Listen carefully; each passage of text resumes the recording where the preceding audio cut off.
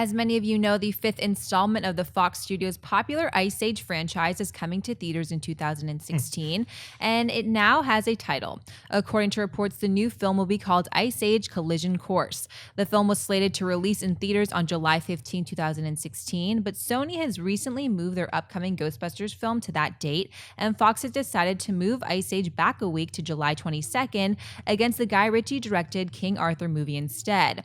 The previous 4 Ice Age movies have made a combined $2.8 billion at the worldwide box office.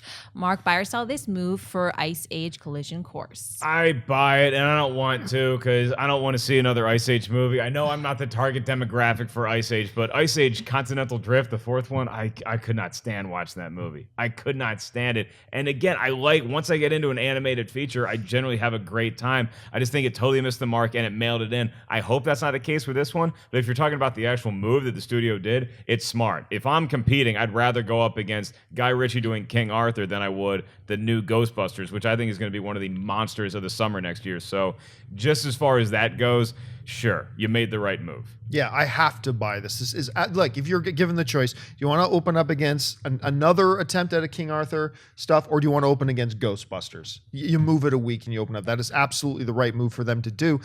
And you're right, Continental Drift was horrible. I liked the first Ice Age. I thought the first Ice Age was really cute and was endearing, and I liked it. I thought it was a good film. But you can't argue against the logic of having a fifth one. $2.8 billion in 4 films. I mean, you greenlight the next 6. I mean, if you can. So, I mean, here's just hoping they actually put a little bit of effort into it and make it more watchable, like the first one was, as opposed to the 4th one. But overall, I got to buy the story. Adrian? I buy it too. It's an evergreen franchise for Fox, and it would be silly to not continue it. And as you said, Mark, it's not really for us, but it has its audience. So I think it's a smart move. The release date shift, absolutely. Ghostbusters is going to be huge. I'm actually looking forward to King Arthur, but they're completely different audiences. So I think that's going to work. How long does this Ice Age last? Can I ask that? Like, it's 5 movies now? The real Ice Age didn't last this long. As big of a Sub-Zero fan as I am, let's melt some of this crap. Now, what eventually. if they brought, I was going to ask, what if they brought Sub-Zero into Ice Age? If you put Sub-Zero in here and he fights Scorpion and it takes like half an hour out of the climax of Ice Age 5, then yes, I'm totally on board. It'd put up against Ghostbusters.